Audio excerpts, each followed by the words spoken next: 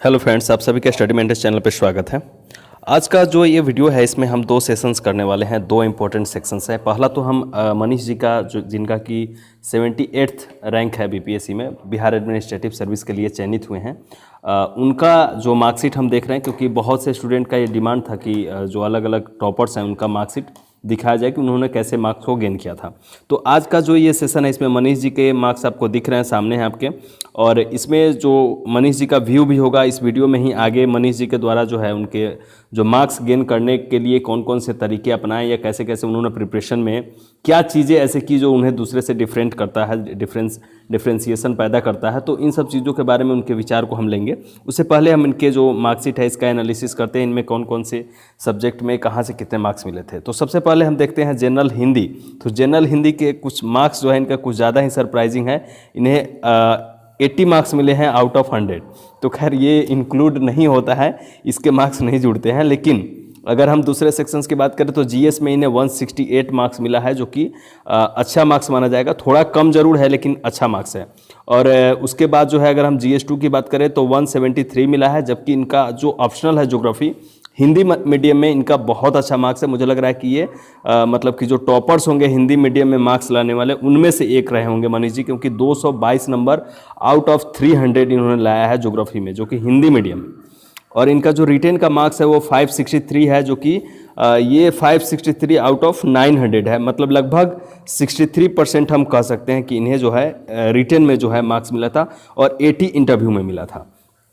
तो ये सारी चीज़ें हैं मनीष जी की, जो परफॉर्मेंस है काफ़ी शानदार रही है। और ये हिंदी मीडियम के विद्यार्थी हैं, बहुत सामान्य पृष्ठभूमि के हैं। और चलिए हम अभी आगे इस वीडियो में मनीष जी का विचार लेते हैं कि उन्होंने अपने प्रिपरेशन में क्या क्या चीज़ें ध्यान रखी और कैसे उन्होंने अपने आप को दूसरे से बेहतर परफॉर्म किया। चलिए आगे हम देखते हैं इस वीडियो में, मनीष जी के विचार को लेते हैं। वीडियो में हमने अभी तक मनीष जी के मार्क्स को देखा कि किस सब्जेक्ट में उन्हें कितने मार्क्स प्राप्त हुए थे। जैसा हमने देखा कि ज्योग्राफी में इनका जो मार्क्स था वो काफ़ी बेहतरीन मार्क्स था। 222 नंबर 300 में मिलना काफ़ी अच्छा परफॉर्मेंस कहा जाएगा, काफ़ी ज़्यादा अच्छा कहा जाएगा। जीएस में भी इनके मार्क्स काफ़ी अच्छे थे और कुल मिलाकर इन्हें 78th रैंक प्राप्त हुआ है, बिहार एडमिनिस्ट्रेटिव सर्विस के लिए चयनित हुए हैं। सबसे पहले मनीष जी आपका बहुत बहुत स्वागत है एवं आपको बहुत बहुत हार्दिक बधाई। धन्यवाद चौहान जी। आगे हम मनीष जी से जो बात करने वाले हैं, जैसा मैंने वीडियो में पहले भी कहा था कि मनीष जी से हम ज्योग्राफी ऑप्शनल को लेकर कुछ बात करेंगे कि हाँ, एक विद्यार्थियों के लिए कि एक बेहतर प्रिपरेशन के लिए कैसे कोई विद्यार्थी तैयारी करे कि ज्योग्राफी में उन्हें काफ़ी अच्छे मार्क्स मिले। जीएस के लिए ऑलरेडी हम वीडियो कर चुके हैं, ज्योग्राफी पे भी हमने किया था। उन दोनों का लिंक जो किताब हमें फॉलो करनी है नीचे डिस्क्रिप्शन में दी हुई है। तो हम मनीष जी से कुछ स्पेशलाइजेशन जानेंगे कि जीएस या फिर ऑप्शनल ही है। जैसे जीएस की बात हम नहीं करते हैं, ऑप्शनल की ही अगर बात करें कि ऑप्शनल में ऐसा क्या, कैसे प्रिपरेशन करें कि बहुत अच्छे मार्क्स हमें प्राप्त हों। तो ये सभी ऑप्शनल के लिए लागू होता है, ऐसा नहीं है कि केवल ज्योग्राफी को लेकर ही है। ये हर विषय में लागू होता है कि जो राइटिंग का जो स्किल है वो हर विषय के लिए ज़रूरी होता है, इंपॉर्टेंट होता है। तो मनीष जी मुझे ये बताइए कि ज्योग्राफी का जो प्रिपरेशन था या जो आपका राइटिंग स्किल था वो कैसे दूसरे से डिफरेंट था, आपने कैसे उस चीज़ को अलग किया दूसरे से और अपने परफॉर्मेंस को बहुत अच्छा किया? जी, जैसा कि आप लोग सभी जानते हैं कि मेरा ऑप्शनल जो है ज्योग्राफी है।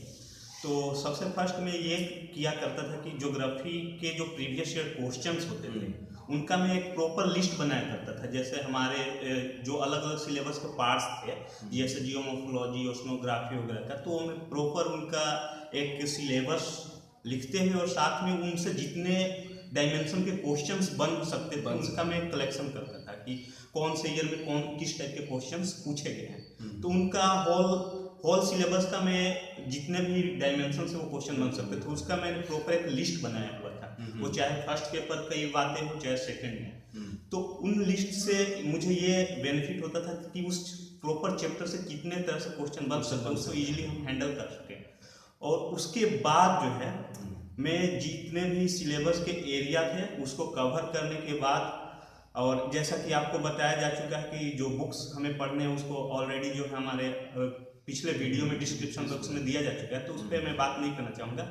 मैं केवल इतना कहना चाहता हूँ कि जो आप एनसीईआरटी से स्टार्ट किए हों, फिर जो बुक्स स्टैंडर्ड बुक से आपने तैयारी की है, तो जो मार्क्स डिपेंड करते हैं वो आपके राइटिंग स्किल पे निर्भर करते हैं। और राइटिंग स्किल के लिए आप सिलेबस पे आपकी अच्छी पकड़ हो, तो उसके साथ डायग्राम, मैप, टेबल चार्ट, जहाँ भी आपकी संभावना लगे उसका ज़्यादा से ज़्यादा आप यूज कीजिए।